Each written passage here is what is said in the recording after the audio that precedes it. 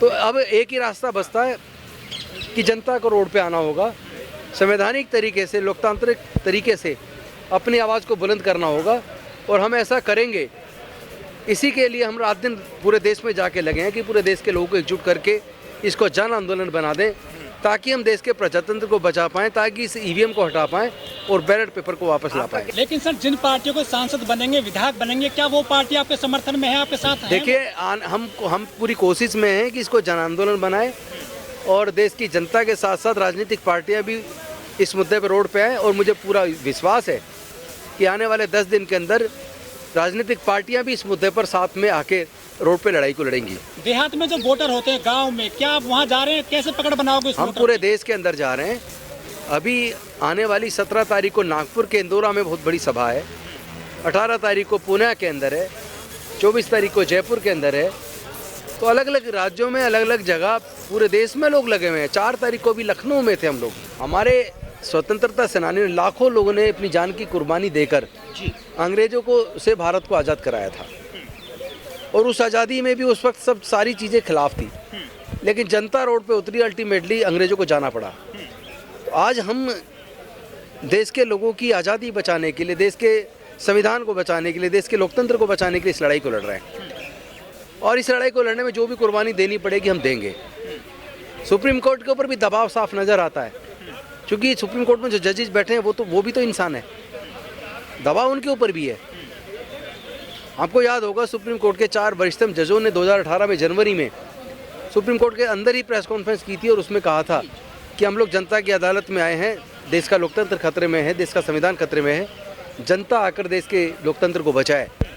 उसे ये संकेत सुप्रीम कोर्ट के 4 वरिष्ठतम जजों ने दिया था कि जुडिशरी भी इंडिपेंडेंट नहीं है, जुडिशरी के अंदर बैठे हुए जजेस भी डर महसूस कर रहे हैं, और उसी दबाव में बहुत सारी पिटीशंस जो डिस्पोज ऑफ हुई हैं वो सरकार के फेवर में हुई हैं।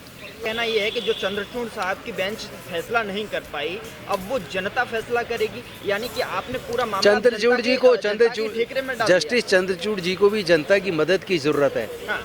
क्योंकि कहीं ना कहीं जुडिशल ऑफिसर्स भी पूरे देश के, चाहे वो डिस्ट्रिक्ट कोर्ट्स के हों, चाहे हाई कोर्ट्स के हों, चाहे सुप्रीम कोर्ट्स के हों, कहीं ना कहीं वो भी बहुत भारी दबाव में हैं, क्योंकि सारी जांच एजेंसियों का बेजा इस्तेमाल करके, यहाँ तक कि कई बार तो ये देखने में आया कि फर्जी डॉक्यूमेंट बना के भी लोगों को जेल में रखा जा रहा है। आपको याद होगा, हेमंत सोरेन जी ने सदन के अंदर कहा था कि अगर 8 एकड़ ज़मीन मेरे नाम हो तो वो पेपर दिखा दें, मैं चैलेंज कर रहा हूँ कि मैं राजनीति छोड़ दूंगा।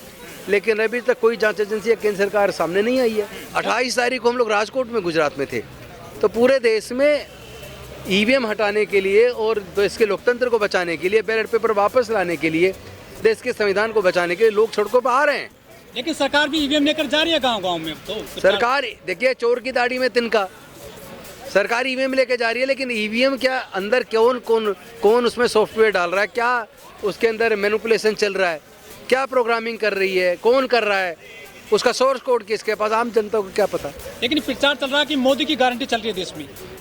मोदी की गारंटी अगर देश का इलेक्शन कमीशन देगा, अगर ईवीएम बनाने वाली मशीन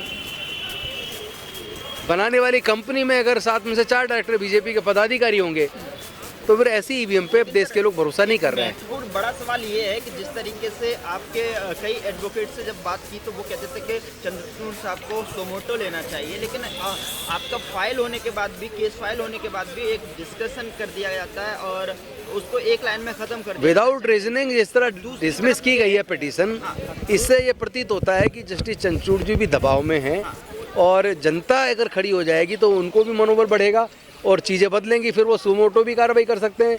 लेकिन क्योंकि जो व्यवस्था माननीय सुप्रीम कोर्ट ने दी थी कि इलेक्शन कमीशन का गठन करने वाली जो 3 सदस्य पैनल होगा, उसमें देश के प्रधानमंत्री, देश के विपक्ष के नेता और एक चीफ जस्टिस ऑफ इंडिया होंगे, उस व्यवस्था को घबरा के मोदी जी ने देश की संसद के सामने बिल लाकर उसको बदल दिया।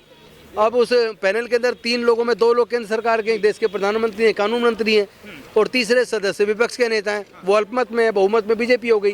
तो बीजेपी जिसको चाहेगी उसको चीफ इलेक्शन कमिश्नर और 2 इलेक्शन कमिश्नर बना देगी। लेकिन सर विपक्ष के लोग तो ईवीएम के साथ नहीं आ रहे हैं उस हिसाब से, वो तो बीजेपी में जा रहे हैं टूट के रोजाना। मैंने पहले ही आपको बताया कि केंद्र की सरकार सारी जांच एजेंसियों का गलत इस्तेमाल दुरुपयोग करके विपक्ष को कुचलने में लग रही है, विपक्ष के लोगों पे को जेल में डालने में लगी है, विपक्षी पार्टी को तोड़ने में लगी है, उनके विधायकों को खरीदने में लगी है। यहाँ तक कि ईडी जिस नेता के खिलाफ उन्होंने प्रोसीडिंग शुरू की और उनमें से जो नेता प्रोसीडिंग शुरू होने के बाद बीजेपी में चला गया, उन सबको क्लीन चिट दे दी गई, चाहे वो अजीत पवार हो, चाहे वो छगन भुजबल हो।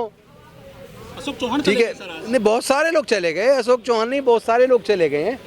और वो जितने भी लोग जा रहे हैं वो लोग जा रहे हैं जिन पे ईडी ने जांच शुरू की थी और वो जब जांच के डर से वो लोग बीजेपी में शामिल हो गए। उनकी सबकी मोदी है तो मुमकिन है, आप कैसे? हाँ, मोदी है तो संविधान का खत्म होना मुमकिन है, मोदी है तो लोगों की वोट की चोरी मुमकिन है, मोदी है तो लोगों की इज्जत के साथ खिलवाड़ मुमकिन है, मोदी जी हैं तो देश के दलितों, पिछड़ों, आदिवासियों के हक अधिकार छीनना मुमकिन है, मोदी जी हैं तो फिर वोटों का पोलराइजेशन मुमकिन है। कैसे जीतोगे सरकार से? इतनी मजबूत सरकार बताई जाती है, कह रहे हैं 400 लाएंगे इस बार। देखिए, इसी तरह की मजबूती अंग्रेजों के अंदर थी। लोग कहते थे कि अंग्रेजों के शासन में सूर्यास्त नहीं होता और अंग्रेजों को कभी भारत से भगाया नहीं जा सकता, लेकिन जब देश के लोग खड़े हो गए तो अंग्रेज गए।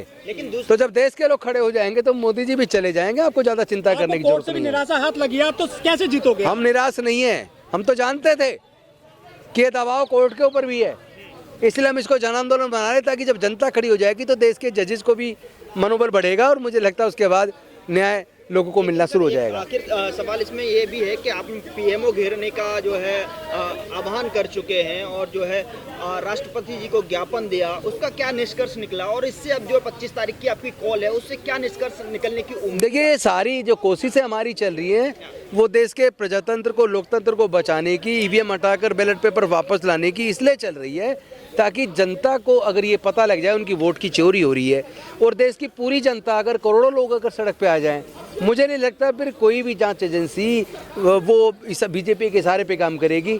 मुझे नहीं लगता फिर कोई भी कोर्ट का निर्णय बीजेपी के दबाव में आएगा। मुझे नहीं लगता कि फिर किसी भी प्रकार के जनता को डरने की ज़रूरत रहेगी। मुझे लगता है कि फिर ईवीएम बड़े आसानी से हट जाएगी, बैलेट पेपर वापस आ जाएगा, देश का लोकतंत्र भी बच जाएगा और देश का संविधान भी बच जाएगा। लेकिन वो तो किसानों को भी नहीं आने दे रहे दिल्ली में, आप कह रहे हैं कि आंदोलन करेंगे 25 तारीख। मैं कह रहा हूँ वो तो सब कुछ वो करेंगे जिससे उन्हें डर लगता है। तो इसका मतलब क्या हम घुटने टेक दें?